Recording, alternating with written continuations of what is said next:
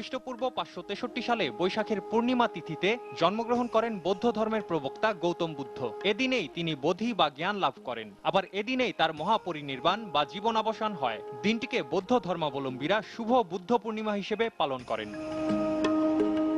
বুদ্ধ পূর্ণিমা উপলক্ষে রাজধানীর বৌদ্ধ মন্দিরগুলোতে সকাল থেকেই শুরু হয় নানা আচার অনুষ্ঠান। বুদ্ধ পূজা, পবিত্র ত্রিপিটক থেকে পাঠ, উপাসনা, কঠিন চিবরদান, ভিক্ষু সংঘকে পিণ্ডদান সহ আরো নানান ধরনের ধর্মীয় রীতিনীতি।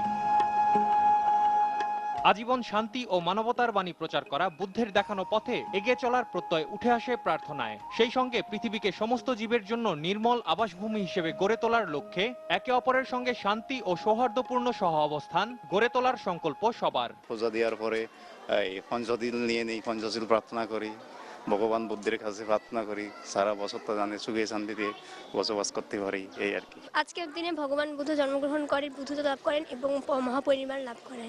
তাই এই দিনটি আমাদের সকলের জন্য খুবই আনন্দের একটি দিন। আজকের দিনে প্রার্থনা করি আজকের দিনের মতো আমরা যাতে সারা জীবন সারা বছর কাটাতে পারি, বিশ্বময় যাতে শান্তিতে হয়, এই কামনাই করি আমরা আজকে। বুদ্ধের অহিংসার মতাদর্শ সবাইকে অন্তর থেকে ধারণের আহ্বান ধর্মগুরুদের। দুস্থ ও আর্তের সেবা করতে বুদ্ধের নির্দেশনা পালনের কথাও উঠে আসে তাদের বক্তব্যে।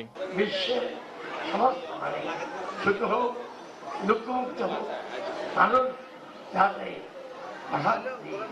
যে অন্যায় অবিচার হচ্ছে তার প্রতিও আমাদের বক্তব্য কিছু নয়।